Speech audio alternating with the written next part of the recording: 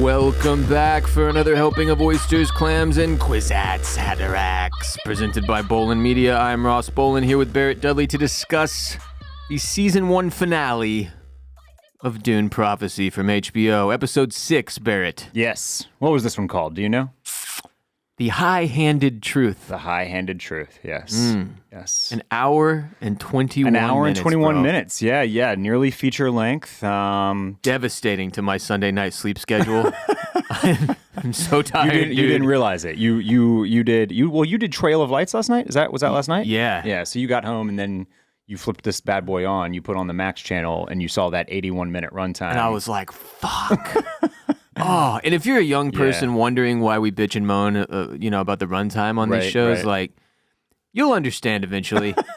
Because I was like you once. I was 2 hours, 3 hours, 3.5 the longer hours. the better, right? Didn't care. Yeah. Couldn't care less. Because 11 p.m. was like when the night began. Right. But now, if I'm up at 11 p.m., something has gone horribly wrong. Yeah. And last night it was like 11:15, and I was doing the thing, and this probably speaks volumes about the finale on the whole, where I kept flicking the menu so that so it would show me how much time I had left. I was just like, okay, I just got to make it 20 more minutes, man. When really all you needed to know was, to paraphrase Hansel and Derek, the virus is in the computer. Oh, yeah, in the computer. Yeah. Which is inside of the man. Yeah. Which is totally not confusing at all. Everybody understood this finale front to back.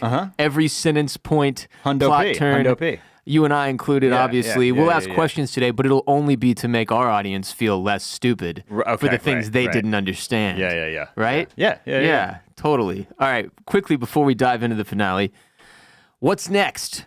Here on Oysters, Clams, and Cockles, we are switching over to Silo Season 2 on Apple TV+, where we still have episodes 7, 8, 9, and 10. But are we going to do top 10s next week? Yeah. Okay, we'll do top 10s for the year first. Let's do top 10s next week, then switch over to Silo. And that will take us into 2025 and through most of January. And then Severance Season 2 starts January 17th, and then that'll take us into the White Lotus Season 3. So we're booked up, full. Stop sending me other shows. Content does not sleep. I think that... I think we'll just. I think we'll probably give you an extra long episode on MLK Day, on Martin Luther King Jr. Day, which will cover both the Silo finale as well as Severance episode 1. Who built the silo? Because Apple TV they're not doing us any favors. I don't know why they're doing that. It's like, do they even think about the podcasters? They seriously don't care. They don't care about the podcasters one iota. Bro. It's very disrespectful. Why are they putting out the Silo finale and the Severance season premiere on the same night? That does not make sense. It's brutal. Who scheduled that? Come on, man. Steve Jobs, the ghost of Steve Jobs. It's Tim Apple working with the ghost of Steve Jobs to screw us. Like HBO does not end White Lotus on the same night that they debut The Last of Us. Do you know what I mean? Like that would be cuckoo. They made the blueprint. Yeah. Just follow the HBO blueprint, please and thank you. But no, they're not doing that. Like you said, it's a mess. It's a real mess. So, but that's what we got on deck. Lots of great content coming down the pipeline. We are very, very excited for... Have you watched the most recent episode of Silo? Yes. Okay, I have not. Yeah. Yeah. Well, it remains crazy. Keeps on keeping on. Yeah. But are you more excited? How's Common doing? He's fucking Common, man. Can't wait to check on him and Common's wife. Yep. You do find out more about Common's wife in this most recent one, which is just enough to make you not angry, I guess. Yeah. What was your question going to be? Are you more excited for Severance Season 2 or The White Lotus Season 3? White Lotus Season 3. Yeah. Yeah. I have to be honest. Yeah. Now, to be fair, I've not done... part of this is that I know I still have to do a Severance rewatch. Yeah. And that's homework to me. That's like a bit of a chore. I don't think it'll feel that way once you get into it, though. Okay. And the White Lotus Season 3, there's almost no way that the piece that has me holding back a little bit on it is that there's no way it lives up to expectations. Almost. Really? Well, I thought Season 2 was an absolute masterpiece. It's one of my favorite things of the last 5 years. Yeah. You know what I mean? It was Don't disagree. unbelievable. And now they're putting it in Thailand, which looks amazing, a place that I'd really, really like to go. They have a lot to play with as far as like, you know, we're going to the East, right? Great so cast. There's all sorts of motifs and themes that they can play with. The cast is incredible for season 3. Walton Goggins, Leslie Bibb, Carrie Coon. I mean, like that's just the few that are off the top of my head. But there's a bunch of other people. Natasha Rothwell, Rothwell is back from season 1. Tie it in like to the larger story. So I'm very, very, very excited to get back to White Lotus Land. I'm more concerned about Severance season 2 living up to the hype than the White Lotus season 3. That's fair. That's fair. Because I feel like Mike White has proven, I thought he proved with season 2, like, I've got the formula. Yeah. Just hit me with a location and a cast, and I've got this. And I've got this, yeah. Yeah, that's true. I'm a lot more worried about, because of the gap, the amount of time that has passed with Severance season 2. I'm also confused by Ben Stiller's close-knit relationship with SZA. What the fuck is going on there? Does anybody... Oh, yeah, because he's in a music video, right? He's in her new music video, and she's like a huge fan of Severance, and like I guess tweeted at him at some point that she was pissed off that season 2 wasn't out yet, and they like built a friendship through the internet or something, and now they're like marketing each other's shit together. She's gonna help push Severance season 2. He's gonna help push her the new album, the new Lena album or whatever, which I think is just a deluxe of whatever she put out prior. Right. Anyway, just I keep seeing Ben Stiller, and it's in SZA social media, and I'm like, what the fuck is happening? But yeah. It's the collaboration we didn't know we needed in 2025. Yeah, I think I'm more looking forward to Severance season 2 because of the, like, if they can pull this off, it'll feel like an even bigger win than the White Lotus season 3 continuing the run that Mike White has been on with the White Lotus. So yeah, I will say mostly I'm just like obviously I wish that the two shows were not running at the same time because that would be better for us. But I'm excited to be moving on to 2 A shows. From 2 C+, B- shows. I don't know. Let's decide about this one. Let's talk about this thing, okay? Yeah, I'm ready. I started doing my traditional outline. Yeah.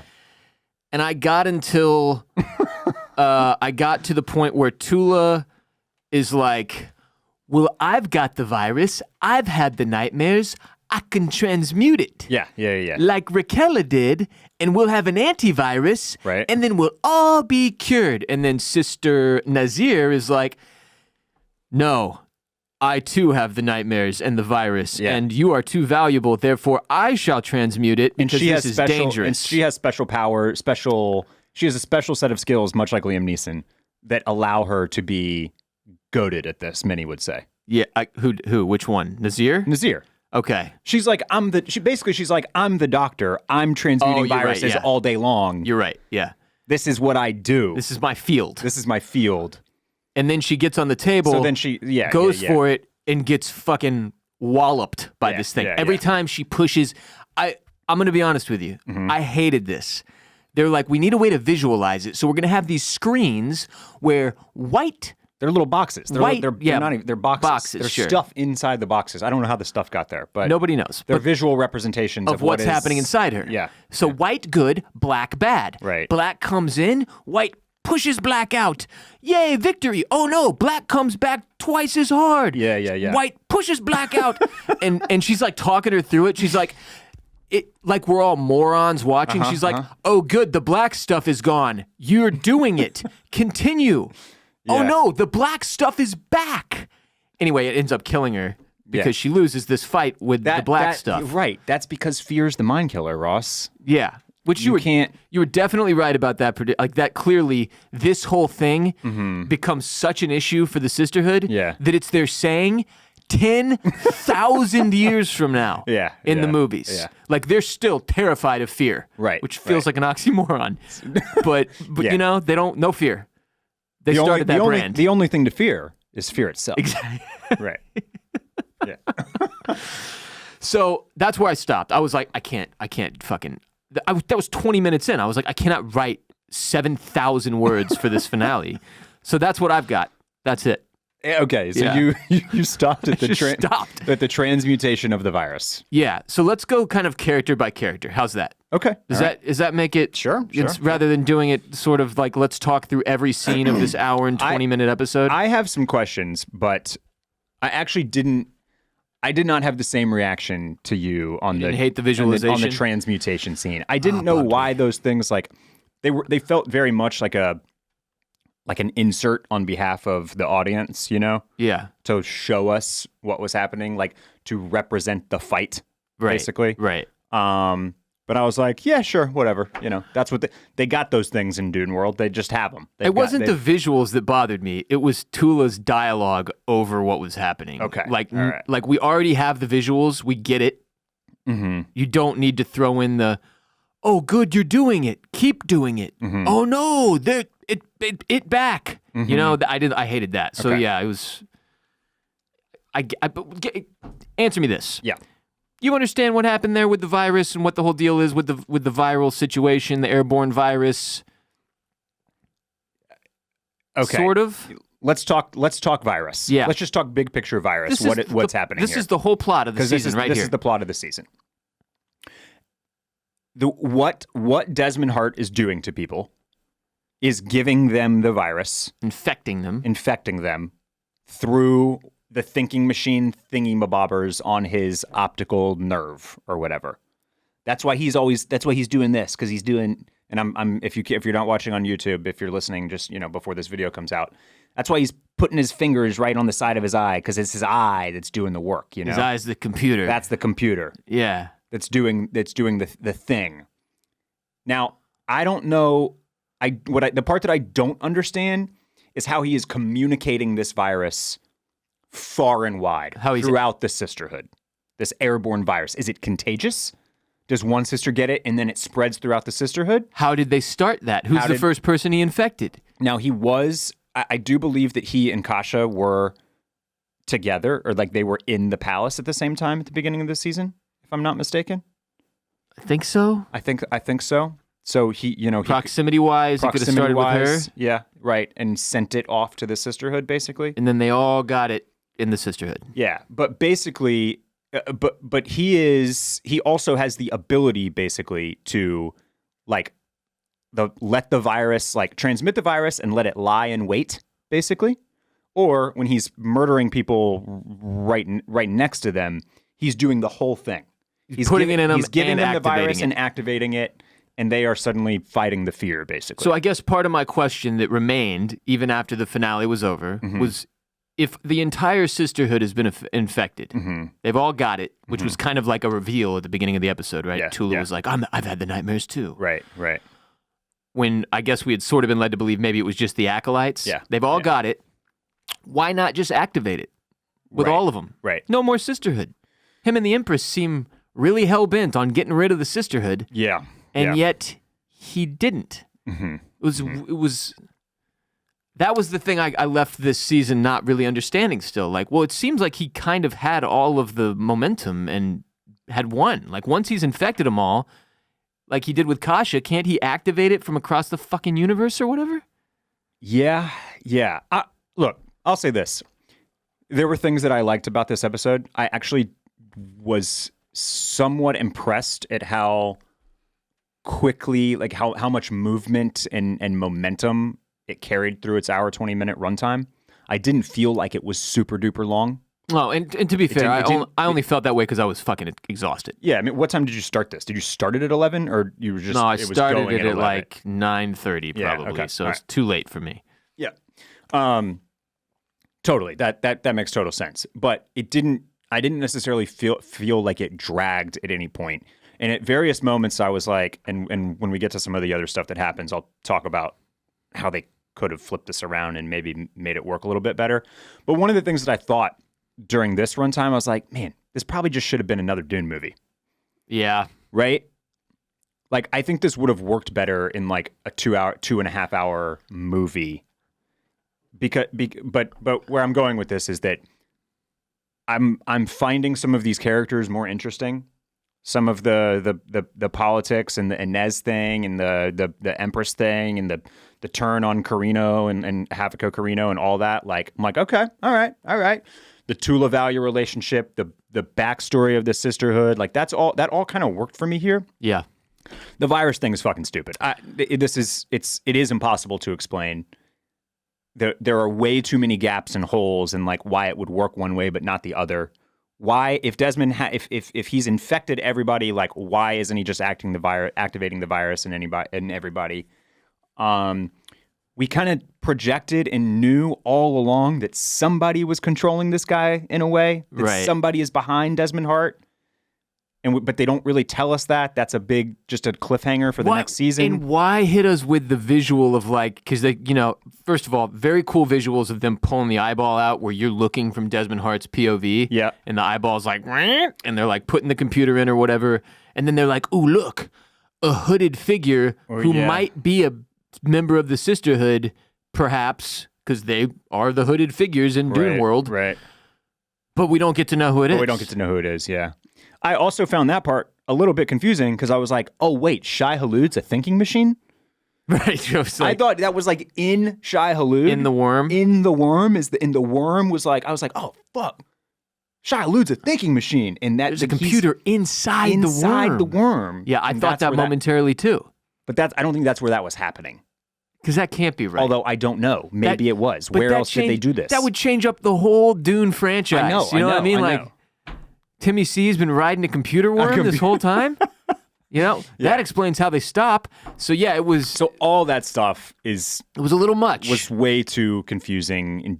In the end, like, didn't really make a ton of sense. Not as much as it needed to. Other than, when activated, it uses fear against you, and fighting the fear is what, like, builds the burn and kills you. The more you fight it, the harder it goes. Yes, yeah. It's like reverse psychology. Right. You got to accept you have to accept the fear, let it all flow go. Through you. Yeah. So, yeah, virus, a problem for us in our general enjoyment of the show on the whole. Just because it was sort of the overriding, the whole season was like, what's this guy's deal? How's he able to do what he's doing? Correct. And then the explanation was like, oh, okay. Well, then why didn't he just go ahead and kill all of them? Uh-huh. Why only Kasha? And also the virus is a thinking machine, right? Isn't that what they're saying? Yes, that's what they literally said, which didn't confusing. Really translate to like me being like, oh, I was like, what? Yeah. Now, a lot of what in this episode? Uh-huh. Yeah. Unfortunately, which it could just be that I'm an idiot. I don't know. Maybe there's somebody listening right now who's like, you fools. You didn't understand the virus, but I'm telling you, they didn't do a good enough job. They didn't do a great job on the virus. I agree. We had the sort of, the episode opens with Tula like looking out into the well. That was the well, by the way. Figured out what the well is. It's the thing, the water that they end up draining, and all the bodies are in there. Correct. Why is that where she put the bodies, dude? Why is that where she put the bodies? They had a bunch of bodies to get rid of, and the well was right there for the taking. Why would they not put them there? And she was just like, nobody's ever going to empty this. How did Dorothea know the bodies were in the well if Dorothea died before the bodies got put in the well, dude? That's a good question. That pissed me off. Yeah, but she knew. But she did know. Yep. I guess you gained some kind of omniscient fucking little bit vision when you're dead. I guess her and the other sisters, there could be another one that died later in there. Well, let's talk. Okay, let's talk about this. They gossip. You ready to talk about this? This piece of it? Yeah. Okay. So let's see. Basically, we get some flashbacks, and a very important one, arguably the biggest thing that happens in this entire episode, is that we learn that this crew of 4, who was Valia, Tula, Francesca. Am I saying that Francesca. Right? Francesca, and Kasha, right? Yes. Yeah. These 4 watch and are a party to Valia voicing Dorothea and killing her. Right. And then they're going about their business, but there's still dissent within the Sisterhood. Within the ranks, Many people are talking. Many people are whispering and saying that Dorothea would never have forsaken the Sisterhood like this. Right. She wouldn't have taken her own life. Right. And so in a power play, little coup, Valia launches up one of the secretizing funnel things. The quiet room.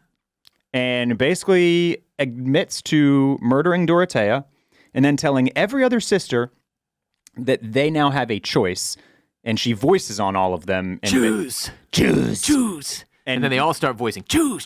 Yeah, and then all four have the voice, and they all start choosing. They do the choose chant, and everybody chooses death and kills themselves, except for Sister Avila, who is our old lady that's constantly walking around saying, "Abomination!"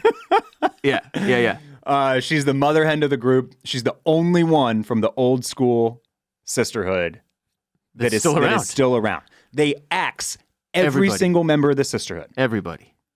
This was, did you feel like this was you talked about kind of in this going into episode 6 that you needed like something big. You needed a huge thing. Yeah, this kind of qualified. Okay. I mean, because this is what it showed us essentially is that the Sisterhood is no longer the Sisterhood. It is Valia Harkonnen's cult. She completely hijacked this thing. Yes. She killed everyone that was loyal to the original mission. Yeah. I mean, arguably, I guess the original mission is still Mother Raquela's because she's the one who started this whole thing and built the supercomputer. Yeah. So you could argue, you can see how Valia gets her moral high ground in her head. Yes. Like, well, I'm just following the fucking founder's dream. Right. All these bitches had to go, you know? So, but it was a big moment, yeah. Yeah. And I don't think that Raquela would have necessarily envisioned the dream being fulfilled by murdering everybody. Right. I think she wanted a more harmonious checks and balances type of situation happening between the two factions, maybe coming together and figuring it all out. But I agree with you. I thought this was a really interesting reveal. Killed all of Dorothea's followers. I'm not sure about the placement. One of the things that I was thinking about is like, if they drop this on us in episode 3 of 6, does it then like make you a little bit more engaged in the activity of Francesca and Tula as they continue on? Like I wonder if this was actually something that we should have known earlier. Yeah, that's a fair question. But because I do agree that it was like a big deal.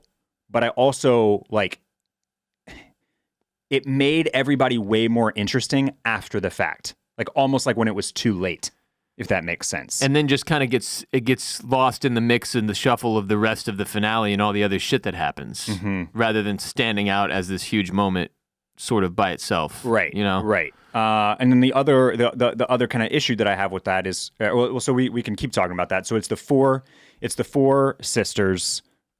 Valia becomes Mother Superior. They start building out the new Sisterhood, essentially. Cut to current day. Lila is possessed by Dorothea, as we predicted and foresaw. Yeah. She is revealing all of this to all of the current acolytes and sisters that are, part of this. She drains the well. There's all the bodies.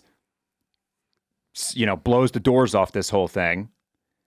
But I think we know how this ends, right? Like, or at least for me, it feels like, well, I'm pretty sure Lila / Dorothea doesn't win this thing.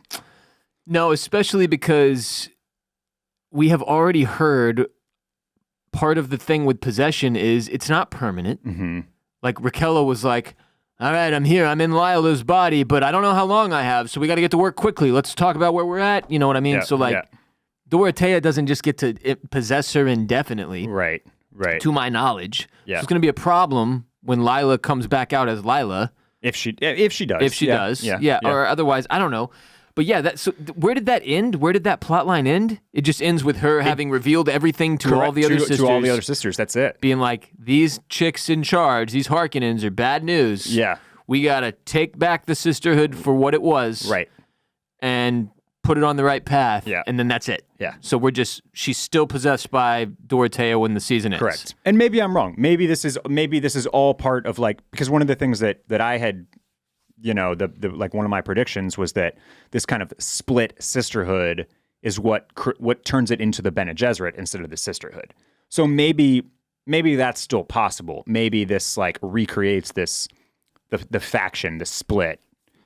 And this is how we get from Sisterhood to Bene Gesserit. But 10,000 years in the future, we still know that they are doing the bloodline thing and creating the matches and putting people where they want them and placing them on the throne. So we know that the mission essentially is still intact. Meaning we know Valia wins. Right. It seems like it. Yeah. Right. which is part of the issue with the show. It was announced last week. They've been renewed. They did get renewed for season 2. Okay, all right. And I mean, if you look at this season 1 as an example, it feels like they're like, well, we can do 7 of these. Yeah. You know, it's like, guys, how long are we going to kick this thing around? So Sure. I don't know if it's worthy of that, man. I don't. Because you pointed early on in the season, you were like, they got 10,000 years to play with. I'm like, fuck, dude, do we need to, though? Like, do we want to play with 10,000? Because this season really didn't give us that many answers, man. Like, this was a very slow-paced, and I'm not one to typically complain about that if the storytelling is still fantastic. I obviously don't think it was fantastic. It was okay. It wasn't great, but like there was a little bit too much of the telling us instead of showing us type of shit. Sure. Even with, with the first example with Tula being like, the black is actually overcoming the white now. Go harder. They do like the same fucking thing in a different way when Valia fights against the virus. And it's like her on some like frozen lake, the one where she like saved her brother, I guess. Right. But then he's like, you killed us all. And then she's like losing. And then Tula's like coaching her through it. Like, you gotta let the hate flow through you. And it's just like, what is that scene lasted like 10 fucking minutes, man. Yeah. That one dragged. I was like, I get it. Cool visual. But I don't need to watch her crawl through the ice for 10 minutes, bro. While the wind the does Lila its thing. Dorothea thing, that story actually ends with Emmeline hands her the crowbar and she hits Alaron, the thinking machine. Alvanon. Whatever, Arenol? Areola. There it is. I think you almost had it. Arenol, right? Arenol, so, something like that? Yeah. She hits it with a crowbar, and it just, like, goes offline. And they're like, yes, you killed it. You finally destroyed it. And I was like, I don't know, man. I think maybe it takes more than just, like, hitting the one physical manifestation of Anerol real hard with a crowbar, right? Yeah. I don't think that did it. If I'm, well, again, if I'm guessing, we know it didn't do it because they keep on doing this fucking genetic manipulation. Is it possible that that they Anerol, that they do kill Anerol, they do eliminate that, and now they have to do a whole new one, or they have to do it all like manually or something like that? I don't know. That seems far fetched. Maybe but do you want to watch that? Well, the other thing that I was thinking about, going back to the 10,000 year thing, is like, would it be interesting if they kind of did like 1,000-year jumps? But they're clearly not. They left way too many cliffhangers and loose ends. The present. We got to deal with this shit. Yeah. Yeah. So they're gonna come back to this moment in time for sure with this. But yeah, I almost would feel more interested if they had wrapped this one up and when we come back for a season 2, we're like another 1,000 years down the road. Yeah, I have no idea what to expect for this show moving forward. Because I'll go back to the question I asked earlier in the season. Like, if you do a season 2, is it also 6 episodes? Because it just doesn't give you that much time to work with. It's 6 hours, man. So I don't know. Okay, ready to jump to another part? Let's jump to another part. Yep. The way this thing unfolds in the end, where basically Valia is like, all right, Theodosia, time for you to shine. And she, I believe, and this is where I have a question I'm going to ask on behalf of the audience, knowing the answer already. Does she become multiple different people? Because there's, at one point, a soldier is on the ground, and Desmond Hart leans over him, and the soldier, who is a white man, is like, Sisterhood over everything, and stabs Desmond Hart, right? Yep. Wasn't that Theodosia? It was. This was the piece that I had the biggest issue of all. But then that guy just dies, I think, or just he lays back down. He's like, "Gotcha, bitch," and then just lays back down. And I was like, "Wait, isn't that her?" So here was my reading of it. Valia is like, Theo, it's go time. And by the way, she has completely moved on from her condition. She's no longer upset. No longer upset she has to use this. She's ride or die sisterhood now. Condition she's like out. You tell me when, baby. I'm ready.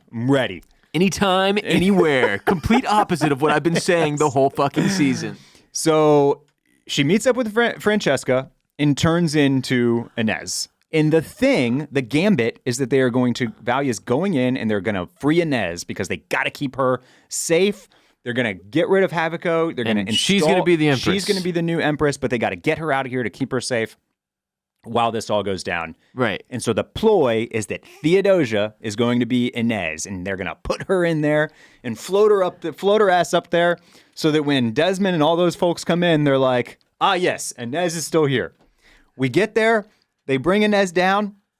Theodosia is already transformed into Inez. They even talk to each other. They talk to momentarily. each other. And that is all for naught because they don't put her up there. Her being Inez never matters in the slightest. And then the next thing you know, she's some other guy. And then the next thing you know, she's just the dead soldier on the ground, takes one stab at Desmond Hart, which clearly doesn't do anything, and then dies. And then they arrest her. She's dead. Theodosia is dead. But he's like, take that mutating freak and like throw it in a cell. Okay, I don't maybe think she's dead because then here's another. Valia Harkonnen gets arrested, right? At the end of the season, right? No, Tula does. Tula doesn't. I mean, Valia doesn't get arrested? Correct. Valia gets arrested earlier to like get to the prison cell where Theodosia like meets up with her and they like disarm the guards and they bring Inez down. And then she flees with Inez and the Atreides swordsman because Inez is like, I'm not asking. Yeah. So I'm in charge here. The all-powerful Valia isn't like, nah, bitch. Yeah. We're leaving. That guy has to stay. She folds... Brings her boyfriend with her. Folds like a lawn chair and is like, all right, bring him too. Which completely defeats the purpose because when they get there, they're not going to see him because there's not a Theodosia for him too. I thought Theo transformed into Valia, and they locked up Theo, who looks like Valia, and then Valia escapes to Arrakis with Valia does escape to Arrakis with the real Inez and the swordsman Atreides. Okay, but the Theodosia is only one person. She is the swordsman she is the guard laying on the ground who says Sisterhood above all, or so she sacrificed her life for a flesh wound. Yeah, she gave him a side flesh wound. Unless, like you're saying, they're like, lock that freak thing They up. did say some weird line. So maybe she's not dead, but she definitely seemed dead to me. Yeah, especially because you start to see it transform, but then like it doesn't make it all the way back and to she's her. not moving, like that. He's just laying there. It's a bizarre scene. Yeah, I was just like, what the fuck is happening? That made it real confusing. That whole thing, the whole plot for Valia to get to the prison cell and then get Inez.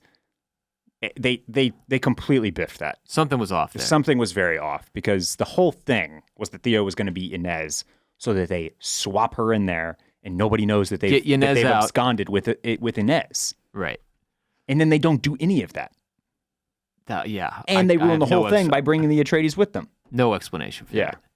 What the hell are they doing, though? Where are they going? What are they doing on Arrakis? Are we going to be on Arrakis in season 2? Yeah. That's where the magic happens. So this fucking 10,000 years ago, we're doing the same shit. I guess like history repeats itself or whatever, but I'm just like, so what is this show about? Well, I thought it was going to be about the creation of the Bene Gesserit, but we seem honestly real far away from that.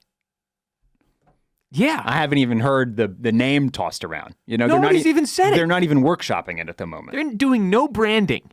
No branding at all. Just Sisterhood, which isn't even a sisterhood because half of them, well, more than half, are we back to it's just Valia and Tula as the only sisters who are on team Valia and Tula?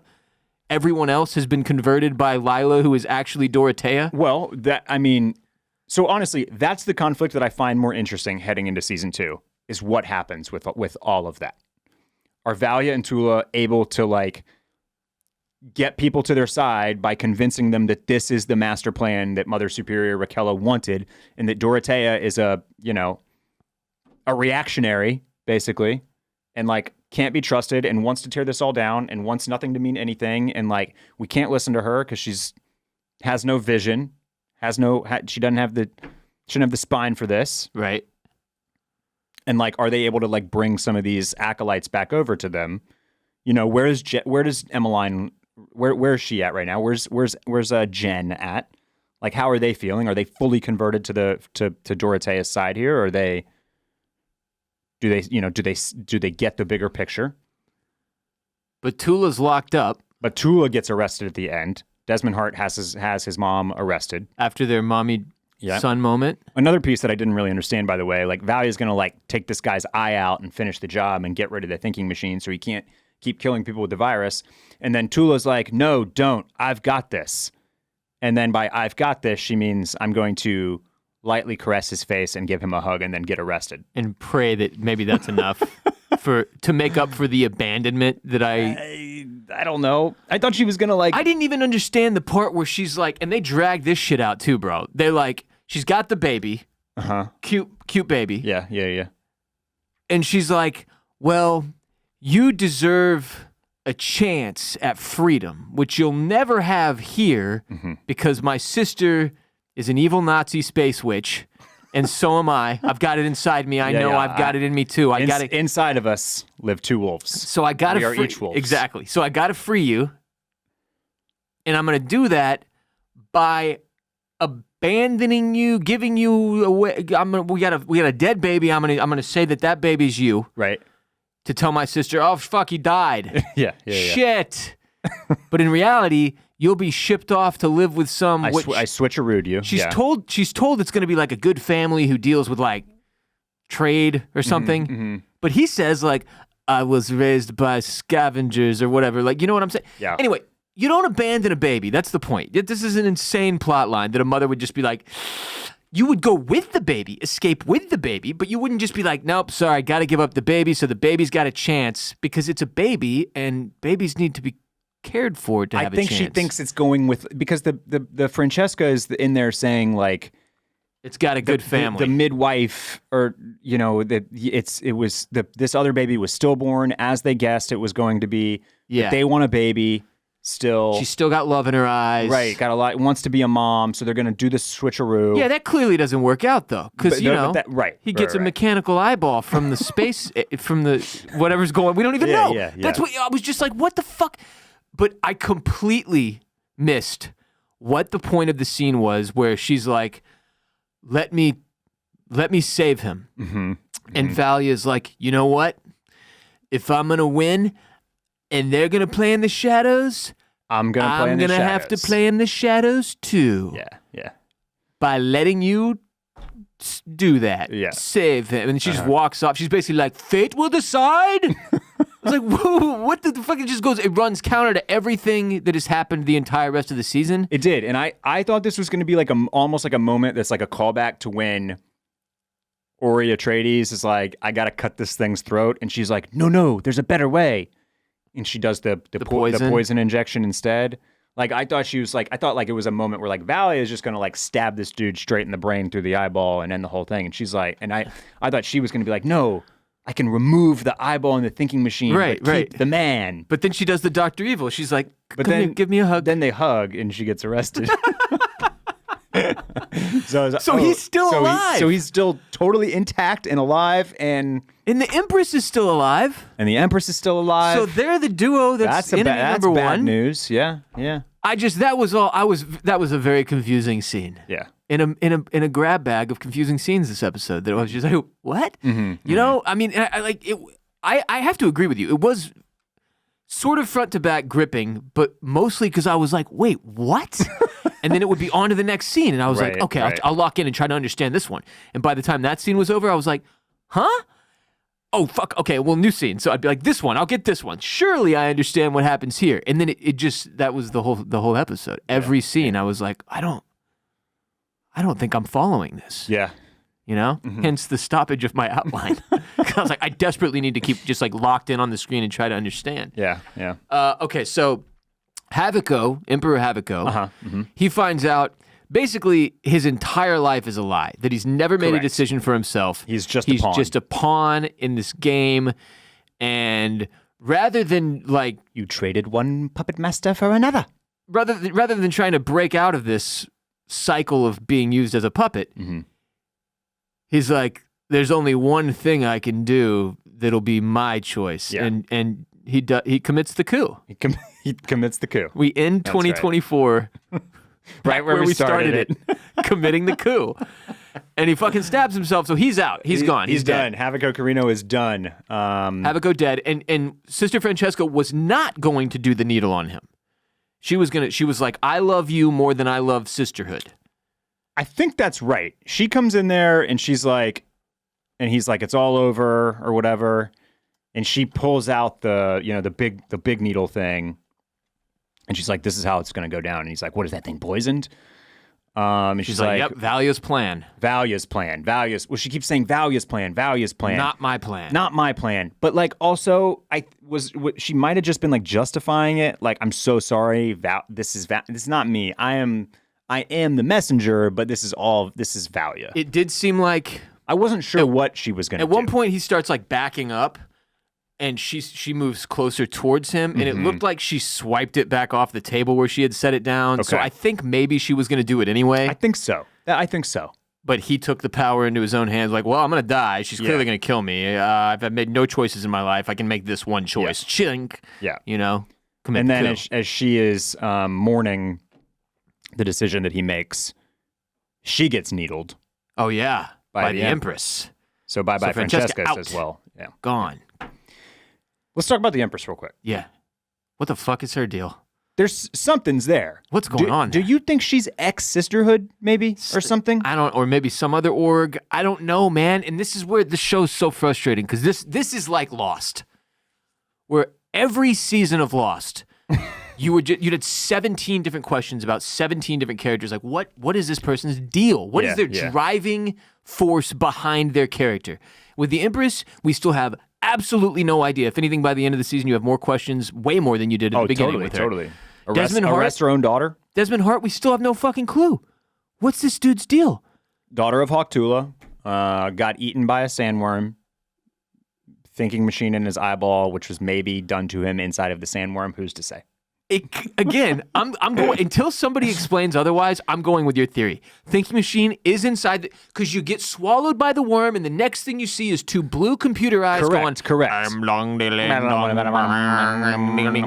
Yeah. So yes, ipso facto, that surgery happens inside the worm. that is what it seemed like. 100%. That is what it seemed like. There's a viewing room in there, so other people can. There's layers to this worm shit. Oh yeah. Anyway, I was just like, what? The Empress. I'm not saying that Shai Hulud is a thinking machine. I am saying that I think you can set up shop inside of Shai Hulud and do thinking machine surgery in there. Specifically to the ocular cavity. Yeah, man. It does seem like maybe the Empress was part of the Sisterhood's plan at some point. Yeah, I don't know. She's talking about how she lost all her power and, she used to have hand and now she has no hand. I have no hand. She's just real upset. She got cucked by the Sisterhood. They turned her daughter against her. Her husband doesn't listen to her anymore. Plus now he's cheating on her with the sister. Yeah. Full circle to the cucking. Yeah. Yeah, I don't know. It seems, but it seems like at one point maybe she was on a different track, a better track. But now she's the Empress?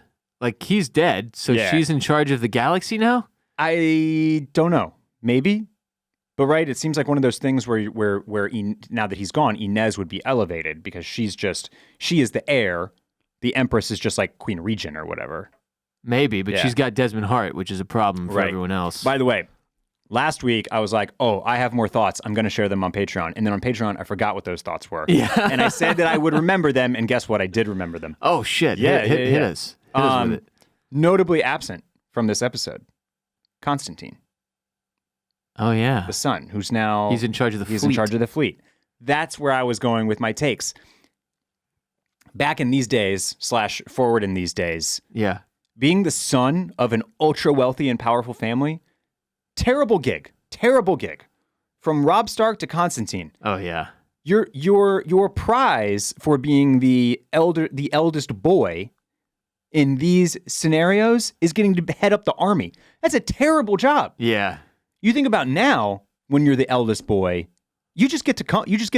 You just get to work at the company and even that. pay yourself like $5 million a year. And then even work is in air quotes. It's like, right. Get all the stock, sit on the board, do nothing but like... You're a face guy. You're a face guy. You just get to, you live that Kendall Roy life. Right. He just cared too much about faking the work. Kendall. Yeah. Who did I say? No, I'm just clarifying. Kendall. Yeah. Yeah. But in these situations, whether it's Game of Thrones or Space Future or whatever, you do not want to be the eldest boy in the wealthy families. You basically get sent to the mines, like in Silo. You get sent right to the front lines. You're heading up the fleet. You're on the spaceship. You're on the back of the horse. You get the sword. You get the armor. You get the army. What you get is dead. Yeah. In Space Future. Yeah. Yeah, man. So he's not even in the finale. No, he's out there with the fleet. And this is a perfect example of where I'm like, oh, these fuckers are going to try to make this like 7 seasons. He's out there with the fleet. What the fuck does a fleet have to do with anything, man? You know what I'm saying? Like, that was a huge plot point in episode 1 and 2 or whatever. Like, oh, the Richessies have the fleet. He needs the fleet because he's got to use the fleet to protect Arrakis from the Fremen. Yeah. And now they're the Atreides and Mother Superior Valia and Princess Yanez are on Arrakis. Mm-hmm. You see what I'm saying, though? Like, you could take this story forever. Right. Well, right. Yeah. Which it doesn't feel like it's got that kind of staying power. No, it does not. So, like, let's get this fucking show on the road, kind of, for season 2. This is a show where they've got one more season for me. You better draw me in with this next season. Here's the massive thing for this show. Like, with Silo, I think we talked about this. Maybe it was on Patreon that we talked about this. But Silo has now been renewed on Apple TV for 2 more seasons. And that's it. And that's that. Season 4, final season. Season 4 is the final season that they got. So they've taken 2 for book 1. Now they better speed things along and wrap up their story because they only have 2 more seasons left to do this. And it's like, it's like Rebecca Ferguson, Tim Robbins, Common, he guy's getting work, But it's like names, Steve Zahn. Steve Zahn is in the cast. He is a name that pops up when this show starts for season 2.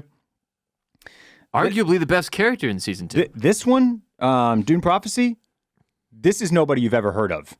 The biggest name in season 1 was Mark Strong, and he's gone. But what I'm saying is that, like, his character was the largest puppet of all time. All of these people working on the show are probably down for 5, 6, 7 seasons if that's where it goes.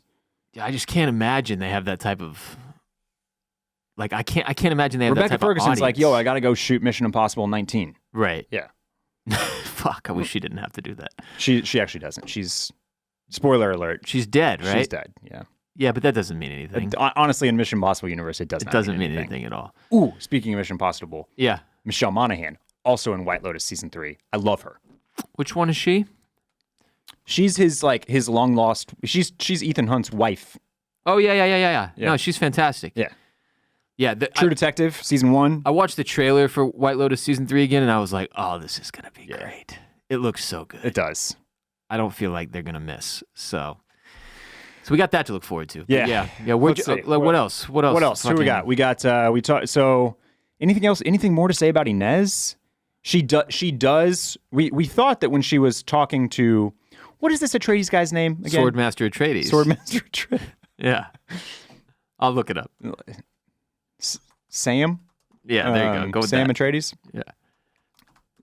This was another like weird piece of plotting, I thought. Like it was like scenes got mashed up or something. His name is Kieran. Kieran. Okay. Like Kieran Culkin? Kieran Culkin, yeah. So Kieran Atreides, she comes to him in the prison cell, in the elevated prison cell. What do they call it? The suspension cell. Suspension cell, thank you.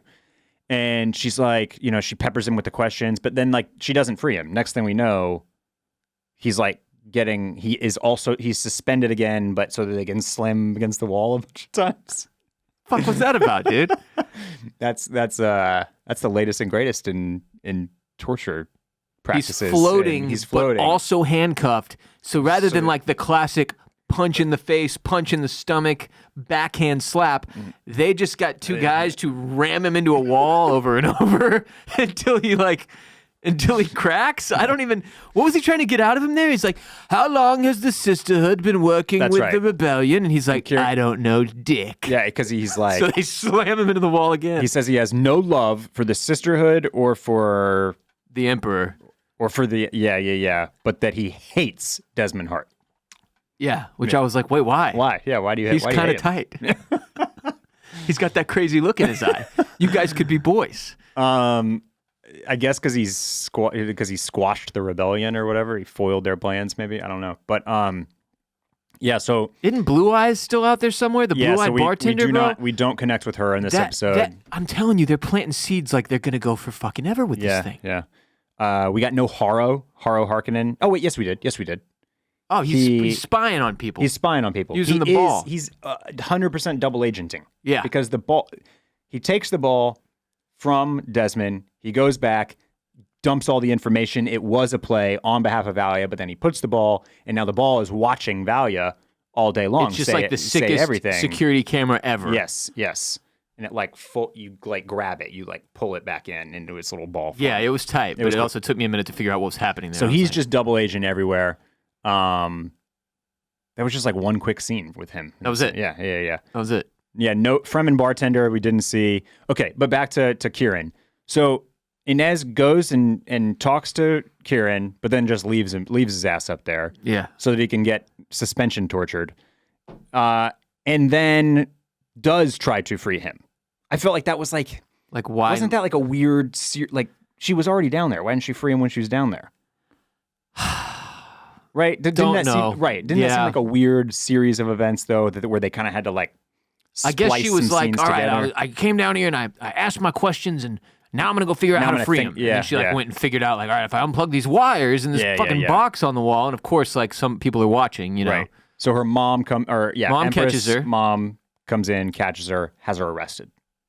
She's thrown up in the suspension cell. Which leads us to Valia's and Theodosia's nonsensical play as well. Yes. Yeah. Man. But yeah. It felt like it felt like a halfway point in a season. You know what I mean? Yeah, it did. I think you're right. How the fuck was this a finale? I think you're right. If there were 4 more of these fuckers on the way, I'd be like, well, okay. And I don't disagree with you that I did feel more drawn into the characters. I did feel like the scene where we see Valia and the original 4 wipe out the rest of the Sisterhood with Jews. And I kept waiting. I was like, surely one of them will choose life.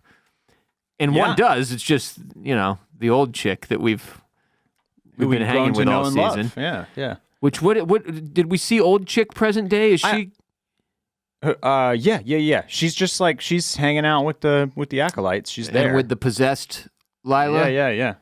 She's going along with it. She's like, yeah, it's fucked. This place is fucky. Pretty much. She's kind of walking around with them in a big pack. Yeah. I think TBD on where she lands, right? Because she was a party to it as well. Yeah. She probably helped throw the bodies in the well. Oh, what a dumb fucking idea that was. On the choose? Yeah. It didn't seem like they had a choice. Was the weird thing. I think they did. I think because I was 20 seconds into it, I was like, man, it's a lot of dead people here. Can they not choose? And I think the message was supposed to be that that's how far gone and off and arguably evil Valia and Tula and these girls are. None of these women choose to go with them, right? Except for old lady, whatever her name Sister is, Avila, Mother Avila. Yeah. So everyone else is like, nope. Yeah. And I think when they yell to choose at you, it's like your subconscious choice. Right. Okay. Yeah. That's kind of what I. Yeah. You can't be like, oh, I would definitely choose not to go with y'all, but I really want to live though. Right, yeah. It's like whatever you. Like an involuntary kind of reaction. Yeah. What the hell? I don't know why she needed the secretizing room for that. It's not like anybody else is around. It's in the movies, and they were like, we got to use the secretizing room, quiet room, throw it up. I mean, it was cool. It was a cool. It is kind of tight. The little technology things here and there are cool. Okay, so big questions going into season 2. What the hell? And because the AI machine is apparently maybe destroyed. We know it's not though. Right? Like you said, hitting the fucking hardware does not destroy the computer, the AI. Right? Yeah. we don't know what Desmond Hart's gonna do, what his next play, like why Mommy let him live. Mommy's still there though. Yeah, Mommy this Tula. this was classic TV and movie bullshit, right? But like, the guy takes like a bad gut wound, like a stab wound into the internal organs. Yeah. But then like leads the chase for Valia and Tula, and then is like laying on the ground as he viralizes. All right, let's stop there for a second. Valia, Yeah. and he seems like he's out of it and dying, but then he like stands up to do the huggies with Hawk Tula, and then he's fine. What was happening when like Valia faces off with him? She's like, let's dance. And then they're, he's like, touching his temple, I'm going to fry you from the inside out. Yeah, he's finally doing it. And to her. she's like, transmutation. And they battle until they're both so fucking tired that they both fall over.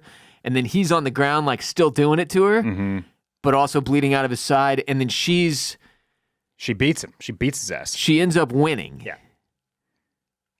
With Tula's help, because she's coaching her through it. Right. Can't fight it. Gotta let the hate flow through you. Let the hate flow through you, yes. And yes.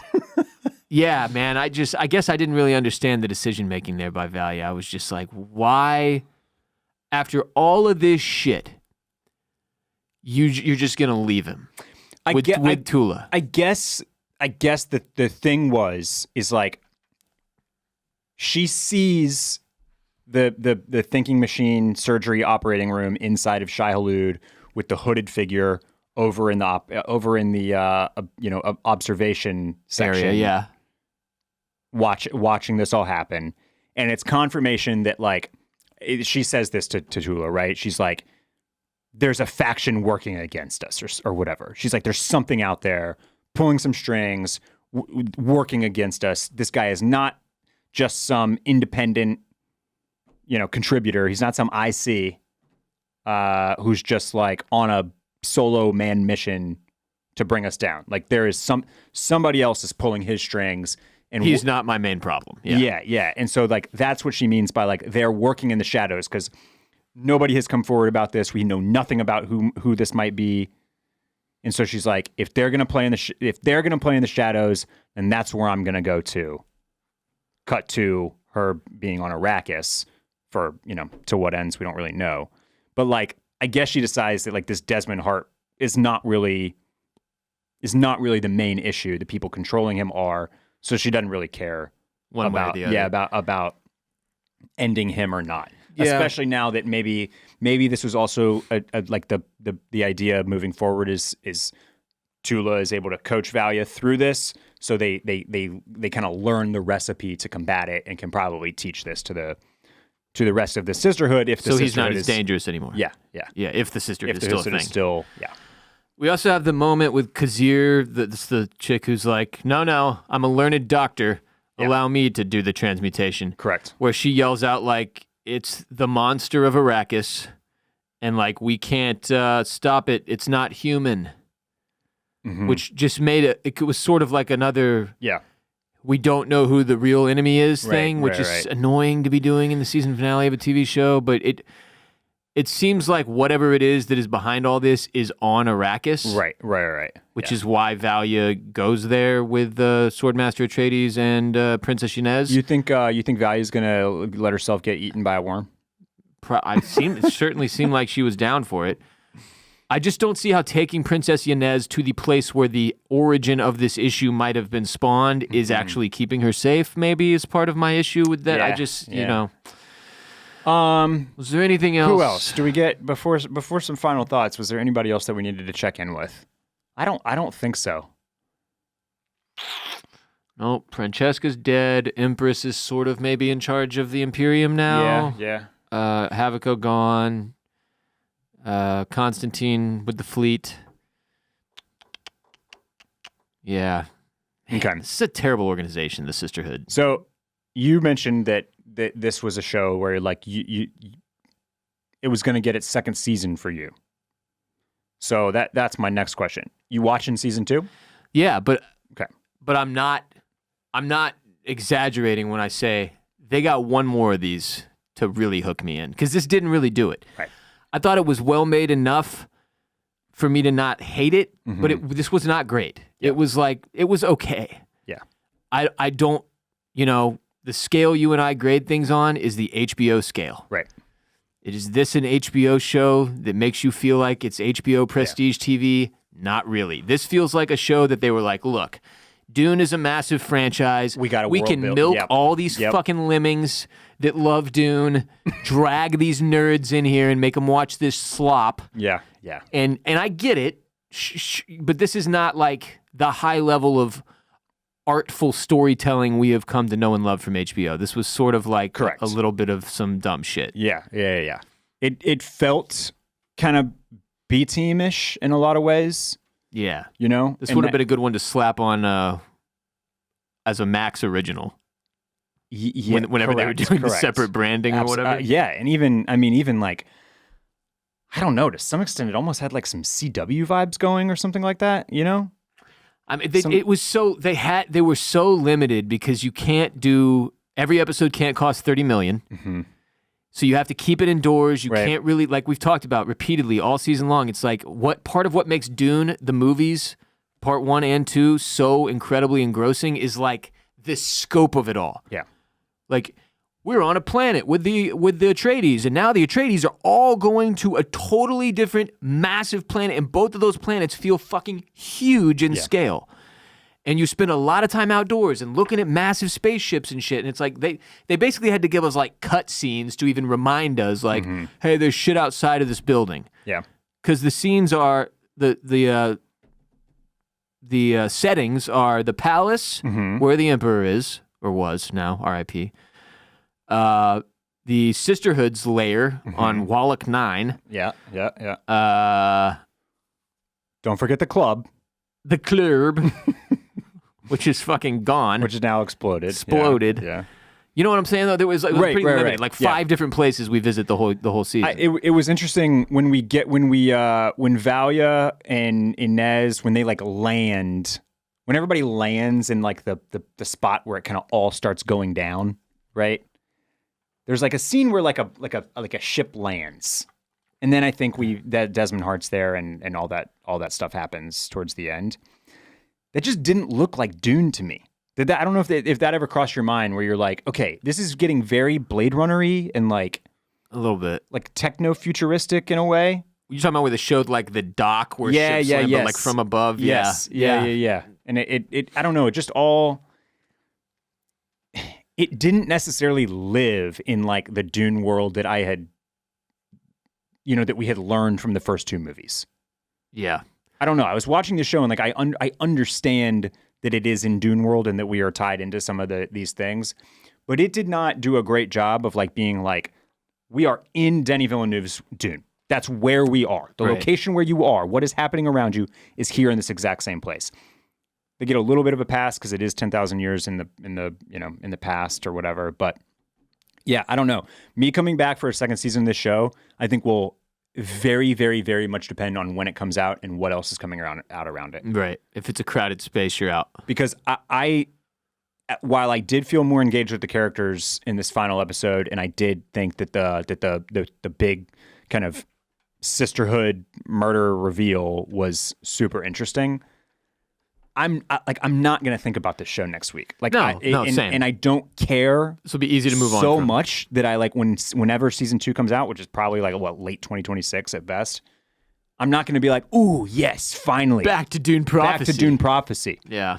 And so it's one that I could easily let fall by the wayside if there's other stuff that I'm watching and I just Yeah, and look, here's the problem, man. I love the movies. Well, I have watched those movies probably more than any other movies I've watched in the past 10 years. Yeah. Like, wow. I've watched Dune a lot of times, the first one. The part 2 has only been out for, like a year on streaming. So we've got the stupid popcorn bucket on our podcast desk here. Like, we got little Timmy C somewhere. Where is he? Where is Paul? There he is. He's over there with the Dune novels, with the novels. Little Paul Atreides. Yeah.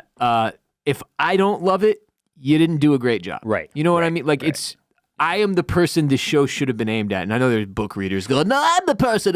No, shut the fuck up. I'm the person the show should have been aimed at. And for it not to really hit, like, I completely agree with you. If it's wide open space, if I'm like, damn, there's really nothing on right now, and Dune Prophecy Season 2 drops, I'll be like, okay, sick, let's see if they do it. But like I said, they got one more chance to reel me in. Yeah. I'm not going on a 5-season ride where every season ends with me being like, oh, so I don't have any more answers than I did at the beginning of the season, really? Yeah. Because the answers we have are, Tula gave birth to this dude, who's actually not the big problem, by the way. Right. It doesn't even matter if Valia gets rid of him. She ends up just letting him go. So really, the Emperor is out.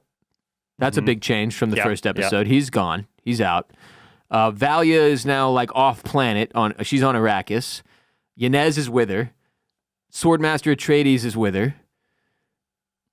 The Inez story is also one that I find really hard to care about because it doesn't matter who's on the throne, right? Like in the grand scheme of things, like that, them getting Inez on the throne has no effect on what happens 10,000 years from now. Why doesn't Valia just become Empress? I don't really care about that. Do you know what I mean? Does that make sense? Yeah, we know. Look, and that's another confusing element. Like we know the Corrinos are still in charge 10,000 years from now. Like, I know they don't fail. Yeah. I know they get Yanez on that throne. So I need more of just like the sisterhood stuff and less of like the politics of the Corrinos. Yeah. The last line Valia delivers being, the path to our enemy begins here. I was like, what was this 6 hours I just watched then? Where was what was this the path to? It was the path to our enemy, I guess. It's really like 6.5 hours. Yeah, man. Yeah. Fucking hour and 20 minutes? What? So that was it for Dune Prophecy Season 1, which we were clearly not the highest on, not the lowest. It wasn't, I don't think it was the worst show we've ever covered. What do you think the worst show we've ever covered is? I've probably suppressed that. There were things we abandoned in the middle of the season, you know? I mean, no shots, because I enjoyed Season 1, and I am enjoying the show Landman. In fact, well, I won't say any more than that. But Yellowstone, once we got into the like season 3 to the or 4? hijinks of Season 2, late season. I think that was late Season 2. Was it really? Yeah. Where it just got completely soap opera ridiculous. Yeah, that was not great. Asian tourists hanging off the cliffside was Season 2? I think so. I think that was man, Season 2. That got off the rails real quick. Yeah. And even big Yellowstone fans are like, there's Season 1, and then there's the rest of Yellowstone. Yeah. Like Season 1 is like where it was at. The formula was still looking good for that first season, yeah. Yeah, I don't know. I don't know. So that probably gets in there as one of the lower end shows that we tried to cover. Yeah. Yeah, nothing's rushing to my mind at the moment. That's probably a testament to our luck over the years too. We've picked a lot of shit that played out or that panned out in the end. Before we leave, today's episode is brought to you by our listeners who are kind and supportive enough of this show to subscribe on patreon.com/oystersclamscockles in exchange for exclusive episodes of our show ad-free. Obviously, all season long, we've been covering Dune Prophecy with ad-free exclusive episodes on Patreon, driven by hotline calls from members of the Mollusk Militia there on Patreon. They call in, they ask questions, they throw theories at us. We answer those questions, respond to those theories, and dive deeper on every single episode of Dune Prophecy in the same way that we have with so many shows over the years, including House of the Dragon, Season 1 and 2, Shogun, the final season of Succession, The Last of Us, The White Lotus, Silo, Foundation, The Penguin recently. Oh, yeah. Whole bunch of bonus exclusive episodes, ad-free, hotline call-driven episodes on patreon.com/oystersclamscockles, where we further digest and discuss the latest episode of whatever show we are covering. So it's just $5 a month to subscribe and gain access to our entire catalog of ad-free Patreon episodes, including our entire companion podcast for The Sopranos, friendly to first-timers and rewatchers. Patreon is the only place to find our Sopranos podcast. And on top of that, Patreon is home to our movie club featuring companion podcasts for Dune Part 2, which is irrelevant, Oppenheimer, Saltburn, Once Upon a Time in Hollywood, I almost said Mexico, Parasite, Interstellar, Joker, Casino Royale, Tenet, Ex Machina, 1917, The Talented Mr. Ripley, and more. Subscribe on patreon.com/oystersclamscockles today to support our show and immediately gain access to all the aforementioned. And right now, there's a 7-day free trial available, so you can get in there and see what our Patreon page is all about, and it won't cost you a dime for 7 days. No sponsor today. If you got takes on Dune Prophecy, we will be back at the end of the week. call in, give us those. I will have watched the most recent episode of Silo as well. If you want to call in, So will I. On you've already watched it. Oh, I thought yes. Oh, we're gonna record Friday, right? Was that what we said? Yeah. Friday. Yes. So yes. I will have watched the episode that came out episode 6 this past Friday, which is 6, not the one that comes out on Friday. That's 7. Correct. Yeah. Correct. So we'll be through episode 6 of Silo for Patreon this Yes. week. Yeah. Folks. And then next week, top 10. Top 10 shows of the year? And then top 10 movies or top 10 shows or both? I'm doing top 10 shows. Okay. I'll have a little bit prepared on some movies. The thing with us in movies is that like all the good movies of the year release basically like after October. Yeah, like Red One. Like Red One. Yeah. Red One. The Moana 2. Have you seen Moana 2? No, but it's been a slow couple years for movies, man. Anyways, I'm kidding around, but no, like all the movies like The Brutalist, Anora, like all these ones that you're hearing big buzz about right now. Yeah. They basically just came out. Right. Like you got to be like a real theater buff, real theater kid to have dived in on those. I want to watch The Substance. The Substance, yeah. You haven't seen that, right? I've not seen that. I want to watch The Substance, Gladiator 2. I will watch Joker Folie à Deux this weekend. wow. It's on Max. Okay, you're gonna good dive in, huh? I'm gonna take an edible and watch that dumb shit and see what I think. Tarantino liked it, man. It's a big fuck you to the industry, man. You know? Yeah. Maybe I'll like it. I like fuck yous. I did see both recently. I've knocked out 2 movies. Speaking of movies that are available on Max, I watched Beetlejuice. No. Yeah, and I also saw Wicked in theaters last weekend. Yeah. So Wicked. how about that? Was it Wicked? Because Todd Phillips is the real Joker, man. You know? Yeah. He's shaking things up. He took their $250 million and he said, "Fuck you, man." Yeah. That's what he did, according to Quentin Tarantino. That's punk. Have you seen That's this so clip punk. I'm referring to? No, I've not. Tarantino gets real fiery when he talks about Joker 2. I don't know why. But no, we'll do top 10 TV shows of the year, and we can shoot the shit about some movies that we watched as well. Sounds good. Yep. No. I don't think I've watched 10 movies. I don't think I've watched 5 new movies. I actually watched. This was a big movie year for me. You know what? I saw a lot of movies. 2025, I'm going to do what you do. I'm finally going to do it. I'm going to make this stupid note on my phone, and so I can keep track of the shit properly. You got to. It's time. I need to grow up. I watched 14 movies this year. That's insane for me. Like 14 new movies? No. I mean like just new movies you hadn't seen before? Correct. Huh. Yeah. All right. Well, I'm excited to get into that list. One of them was Unfrosted on Netflix. Well, we covered that. We did. I don't know what we were doing. We didn't have anything going. No, we were totally out of shit at that yeah. point. That movie sucked, man. Fucking yeah. Yep. Death of Jerry Seinfeld's legacy, right there. Just kidding. Seinfeld's still the GOAT. Yeah. We just have to ignore everything he does present day. Correct. Yeah. All right, we love y'all. Thanks for riding with us all season long. It means a lot. Hope you enjoyed it as much or more than we did. Not less. That would be sad. That would be a bummer. Yeah. That would be a bummer. We'll be back next week. Again, we'll be on Patreon later this week. But then next week, we'll be back with old Silo episode 7 or whatever I said. Mm-hmm. Whatever I said. Holler at Barrett and I on social media, at Barrett Dudley. Give him a follow so you can see all the other content he does as well and his other work. I'm at WR Bolin. Thanks for listening. Thanks for watching. We look forward to hearing everyone's reactions on Patreon and reading them on social media. Until next time, Lisa Nagaib.